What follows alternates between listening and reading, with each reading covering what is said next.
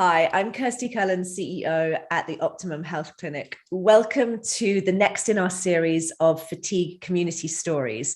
We have had constant feedback from our own community about how incredibly useful you find these stories, not just because they offer a sense of hope, but crucially because they offer a pragmatic and honest overview of what a journey with fatigue can look like, and obviously really highlight that no two journeys are the same, which is really key. During today's session, I'll be joined by Adam, who will be sharing his story with us and discussing some of the important moments, along with the key elements that were involved in his initial decline from health, some of the tools that he found helpful in his journey, and some of the lessons that he learned through the process. So joining me today, first and foremost, is Denise, who is Adam's practitioner at the clinic within our psychology team. Welcome, Denise. Hello, I'm really happy to be here today and see how Adam's been getting on. So I would like to welcome Adam to the conversation today. Hi, Adam. So pleased you're here with us. Hi, Kirsty.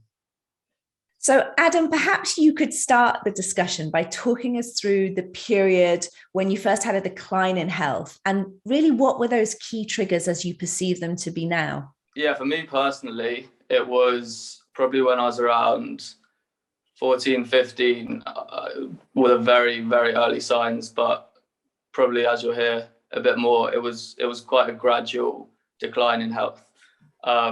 So right now I'm 21, and I'd say I'm probably 90% recovered, maybe 95%. And yeah, so in those early years, I really didn't know what it was. I'd say around 15 is probably the first time I said something to my parents, said, yeah, I'm feeling very tired, and I was getting a lot of illnesses and stuff.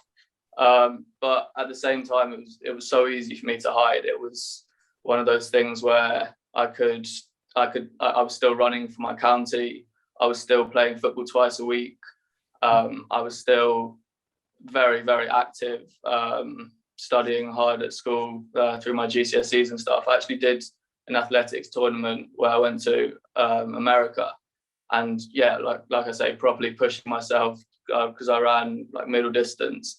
I remember there was one race I pushed myself so hard I threw up after.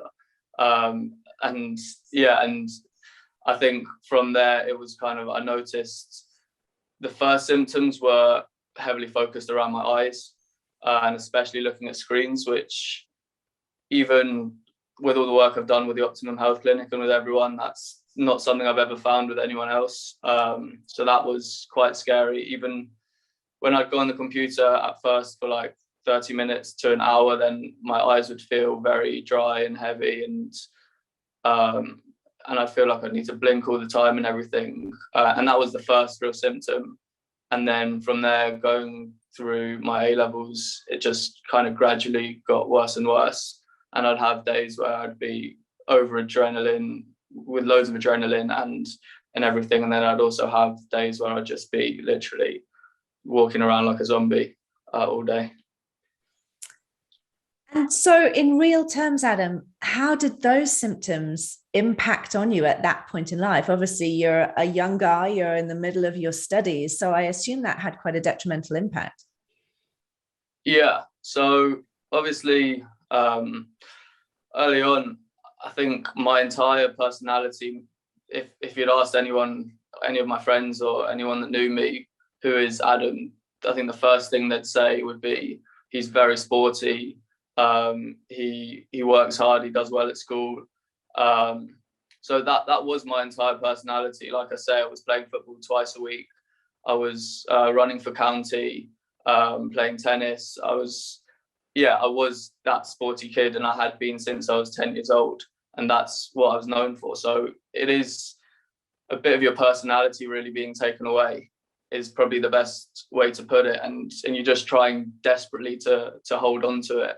And you're trying desperately to still say to other people, I'm still Adam, I'm still the same person. I can still beat you at football, I can still beat you in a race.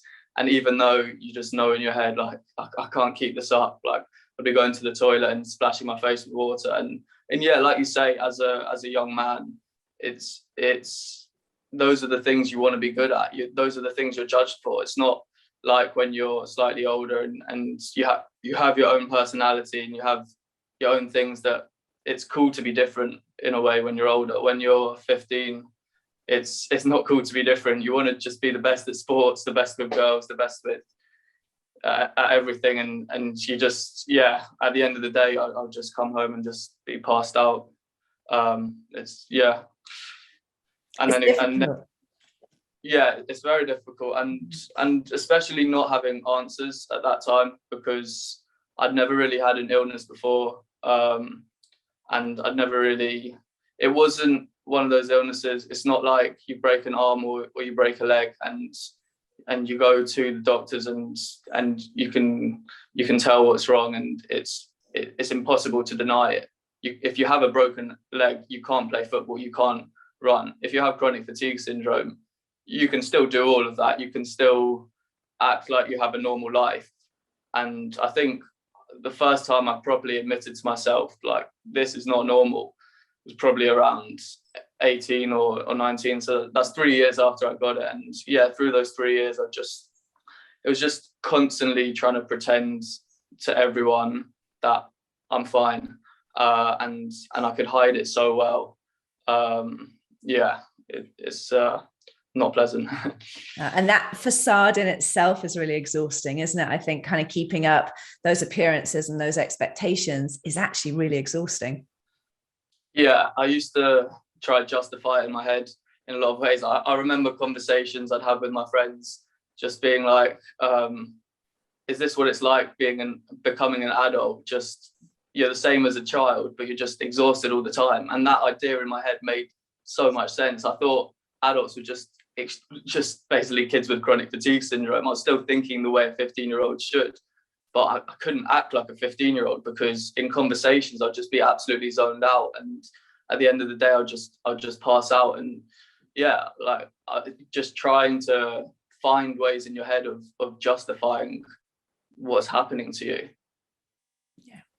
And other than the visual disturbances and obviously the screen sensitivity that developed, what were some of the other key symptoms that you remember during that time period? Yeah. So also at the time I had really bad acne, my skin. So I was on a very high dose of, I'm not sure if you know, but Roaccutane. So I was getting incredibly dry skin. Yeah, and general muscle aches, but like I said, it was mainly focused. Like, it got to a point where I didn't have a smartphone for 3 years, and like I say, you don't want to be different at that age. So I would just tell everyone, oh yes, because I hate social media and I don't want to be addicted like everyone else. But realistically, I couldn't look at a smartphone, I couldn't look at a phone for more than 10 minutes without just not feeling like myself. And yeah, I used to justify in my head. I used to think, I have days where in my head, I wouldn't actually say this to other people, but I'd have days where I'm in form and days when I'm not in form.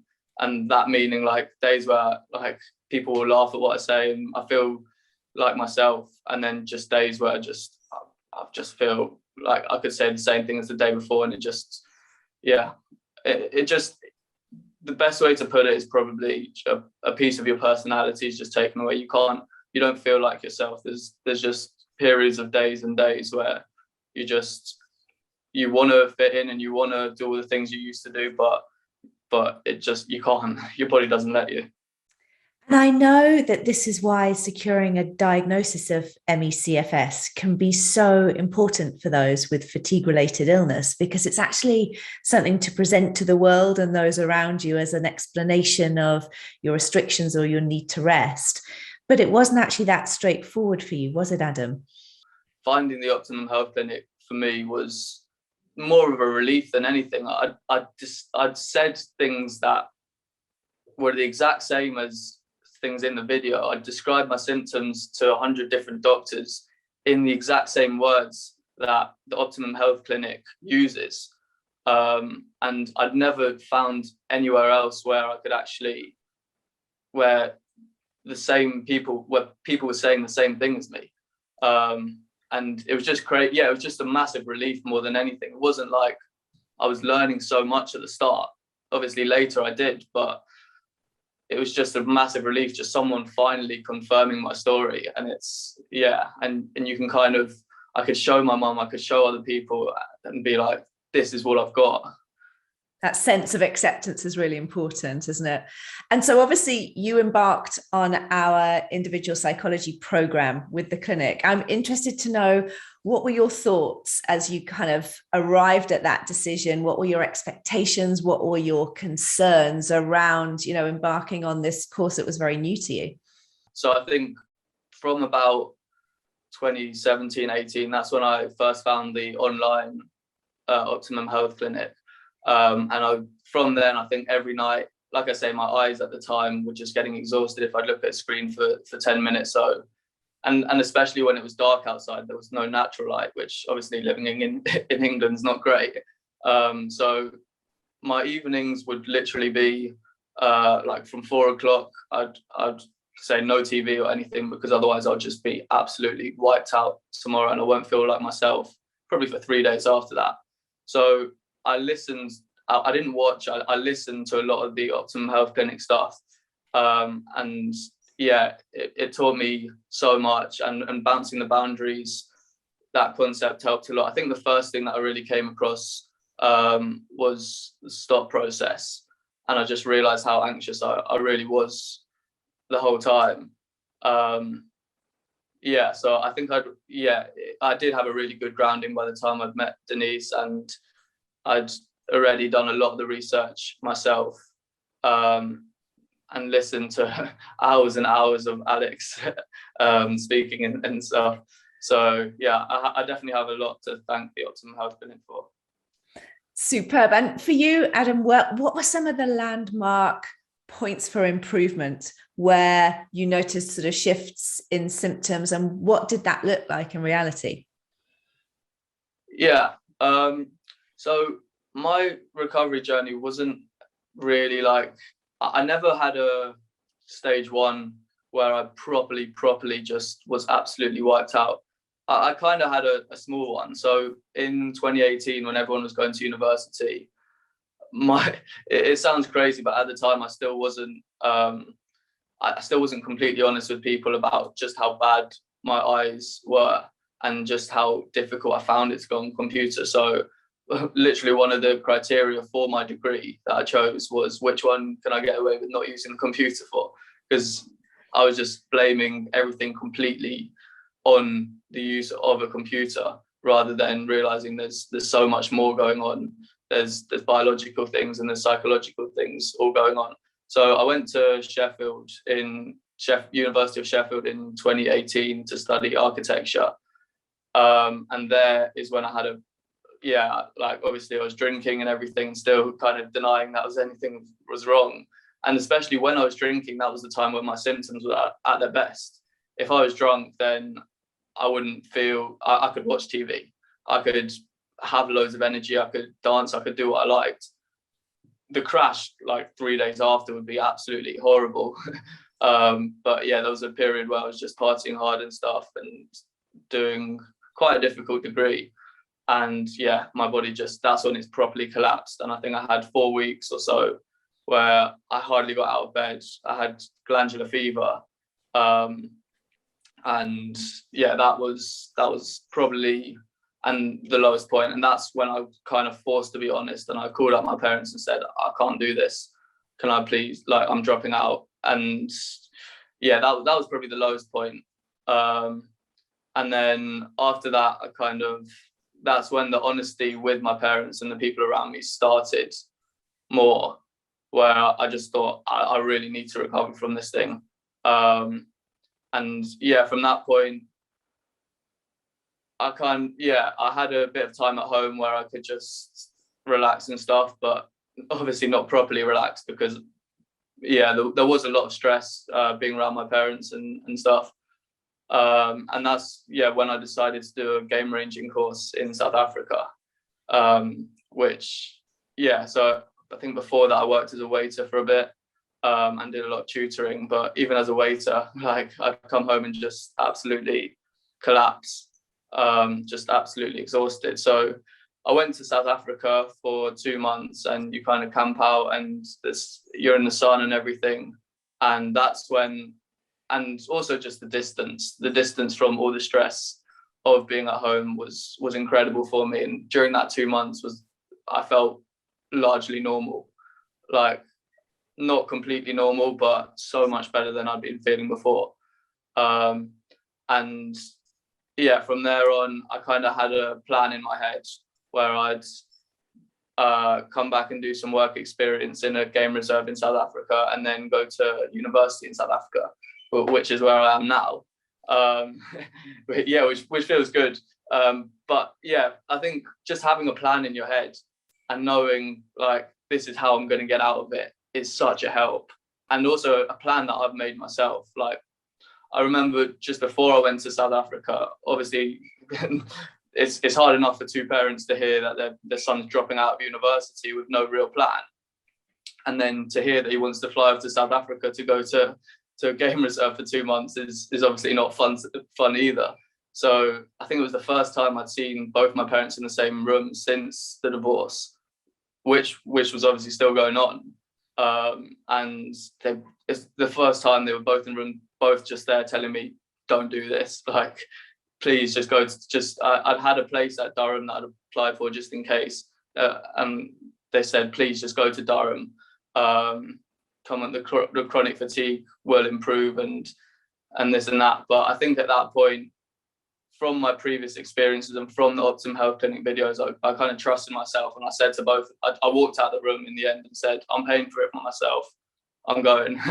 And I think that was definitely a big turning point where I put myself before others. And yeah, I realized what I wanted to do. And yeah, from that was definitely a big turning point. And just realizing that I had control myself. I didn't have to speak to my mum or my dad about any of that stuff or search for their approval. It was just the fact that I could do what I wanted. If I wanted to recover, then I would do it my way. And yeah, I think that moment kind of taught me a lot, where I could stand up for myself, and that was a big moment. And then after that, it was slow recovery. I think recently, when I was in the game reserve doing work experience after that, which was last December, that was when I properly bounced the boundary. So I think I went on a run, my first run in like 2 years or something, and I went for 1.5 minutes. I timed on my phone, and I walked back, and I was pretty tired after. And then 3 days later, I thought, you know what, I was tired, but I wasn't that bad. And then I pushed it to 3 minutes. I think by the end I was doing like 10-minute run or something. And yeah, so that was definitely a time where I had time to myself, and I had time that I was able to crash, and I felt I was in a place where I was safe to crash as well. So that was a big turning point. And then yeah, I think since then my energy has been coming back quite a bit. This week I played football twice, and I've just been on a 5K run. So yeah, I think being in South Africa, having that distance, having psychotherapy, and having the techniques to fall back on, and feeling safe in a crash, feeling that if I crash, it's not the end of the world. It's just my stress levels are probably lower than they've been in the last 5 years. I think what's really interesting, what I hear in that, is that essentially you created a recovery bubble for yourself, which kind of extracted you from some of the key triggers, but also extracted you from the expectations that were around for your time in life, to be out, to socialize, to be sporty, to engage. You know, those types of expectations drive you into that sort of constant overpacing pattern. And it sounds to me what you're able to do is remove yourself entirely from that kind of structure and those triggers, and create a bubble where you could prioritize your own needs. You could trust yourself because you had tools now at your disposal to use. And so you're in this new space where you could kind of really start to steer your own recovery with some confidence, by the sounds of things. Yeah, without a doubt, having that space and being able, I think a big moment when I was in Sheffield, I think I got about 5 or 6 calls a day from granny, from grandpa, from mum, from dad, from everyone. And I'm thinking, oh, I don't want to let them down. I have to answer. And the whole conversation, I'd just be like, it would get to the point, and I don't want this to sound horrible in any way, but it would get to the point where I'd see their name, like my mum's name or my grand's name, flashing up on my phone, and I think, oh God, not again. Like I spoke to them yesterday. I'm just exhausted for this, but still doing it just because I felt like I had to. And yeah, like you say, just creating those boundaries yourself and realizing that I'm in control. And now, if I don't want to speak to them, I won't answer. And I know it might sound unsympathetic or something, but that's for me, when I realized that people will like me no matter whether I use my, like, whether I say yes to everything they want me to or not, then that's, yeah, when I realized that people like me no matter what I do, then that was a big moment. Liberating in a sense. So, I mean, where are you now in terms of your recovery journey, in a sense, in terms of your plan? What are your plans across the next couple of years? And what is it that you still perceive you have to do, Adam, on this journey? Yeah, so in terms of my life plans, obviously dropping out of uni means you have to start again. So, well, it means that you start again from year one if you do want to start again. So now I'm in Stellenbosch University in South Africa, studying PPE in my first year. Yeah, I actually started this year going to study biology, but like I said, still with the computers and stuff, I have to manage my screen time and I have to be quite wary of it. So that's when I changed. But yeah, next year I'll be doing some physics and maths modules, which will allow me to hopefully teach physics, which is, yeah, it's probably my plan. And like I say, it's really comforting having a plan.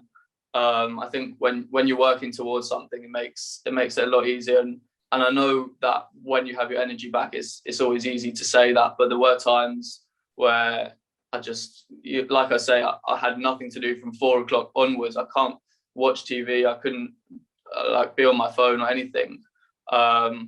And yeah, just having, like, knowing that you're seeing a friend in 2 days' time, or I picked up guitar when I was quite ill, and just, yeah, and having plans like I'm going to reach the next grade or something like that is really beneficial. So yeah, those are my plans for the next couple of years. And in terms of what I still need to work on, like I say, I think I remember in one of the videos, Alex says that usually the first symptom you get is the last one that leaves you.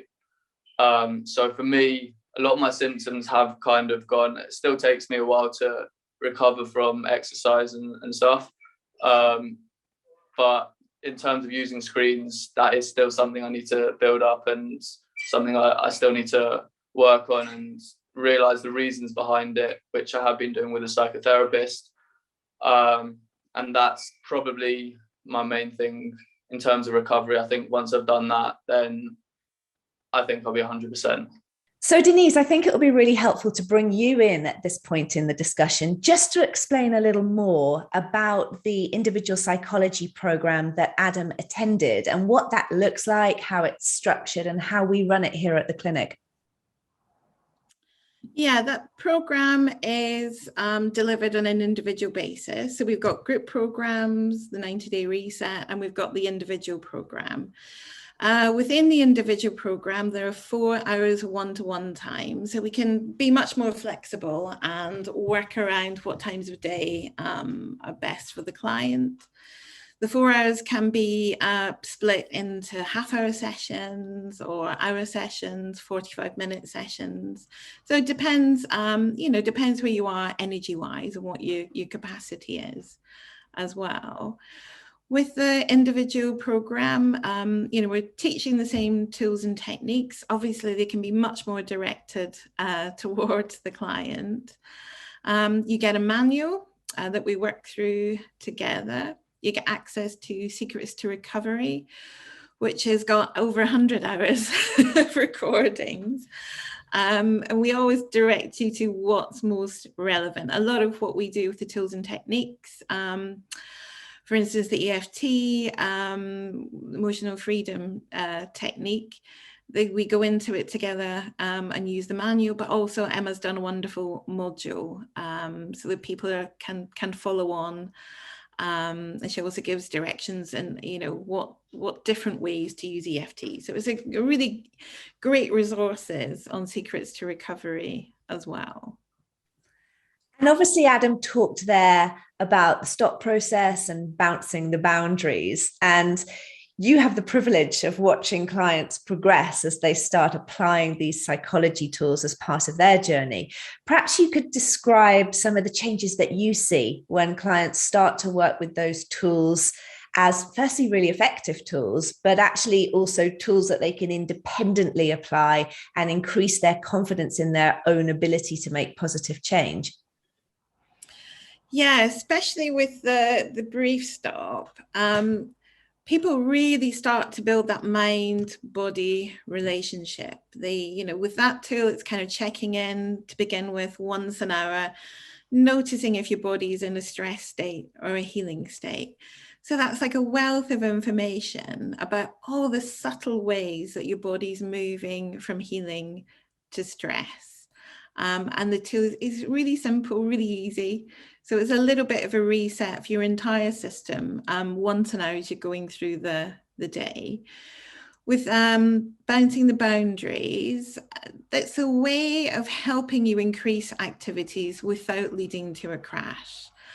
When people are in that sort of boom and bust cycle, there's nothing kind of erodes your confidence in recovery or the possibilities about getting better if you're constantly getting more energy, then using up, moving back into a crash stage again. So bouncing the boundaries just gives you a way of doing things that means you're moving forward in a slower way, but you can look back over a few months and see that the progress has always been in a forward motion. You're not getting the same dips. You've got energy that you can rely on every day because you know you could do certain things yesterday and you know you've got enough energy to do them today and tomorrow. And also, Denise, Adam spoke there about the importance of prioritizing himself in his own journey and almost giving himself permission to create boundaries to really safeguard that progress. Is that something you commonly see through this process? Yeah, working with boundaries. Yeah, it's kind of essential. It's part of, our helper subtype and our perfectionist achiever subtype. So we really have to focus on creating those boundaries so that you're looking after yourself before looking after others. And again, with projects, goal setting, you're really addressing your own needs before anything external. Thank you, Denise. That's really valid advice. And on the subject of advice, Adam, I'd like to come to you finally, just to ask what advice you would give the fatigue community, having been on this journey and experience yourself. I think the biggest kind of mindset change that I had, or the biggest advice I would give myself, and I think it's probably something you have to learn, is just be brave. Like, there's some conversations that are absolutely horrible to have. Like I said, I bring back to the conversation where both my parents, it's the first time I've seen them in the room since the divorce, and they're both telling me, Adam, please just don't do this. We're not going to support you in any way if you do this. And yeah, it's just being able to even call up your parents or something and say, this is what I have chronic fatigue syndrome, or saying it to a lecturer or anything like that. You have to be incredibly brave and put yourself out. It's probably a similar way that in terms of a relationship, if you like someone, then you have to really be brave in order to actually have that conversation. And there's so many times where you can just take the easy path. And even in terms of thinking patterns, there's so many times where you can just distract yourself with with a bit of music, or distract yourself by just forcing yourself. I remember there was nights where I'd go to bed and my mind was just so crazy that I'd distract myself and start thinking, because I'm quite into my football, so I'd just start thinking about Chelsea and the different formations and who Lampard played against in 2010 and whatever. And it's so easy to take the easy path and just do that. But sometimes you need that bravery to just address those problems and have those really difficult conversations, because in the long term, it just, it makes it so much easier. Fantastic. Adam, thank you so much for sharing your story with us. It's a real honest sort of guide to what this process can look like. It's not a linear recovery process. There's still work to do. There's bumps in the road. There's, points where perhaps you overpace and there's a little payback for that. But what I'm hearing is just that progression and that growing confidence in your capacity to be well, and that ability to forward plan and kind of, think into the future. Whereas obviously when we're right deep in CFS, we're not always able to do that. So it's really good to hear that that's all taking place for you now. So thank you once again for being so honest and sharing your story with the community here. Yeah, no problem.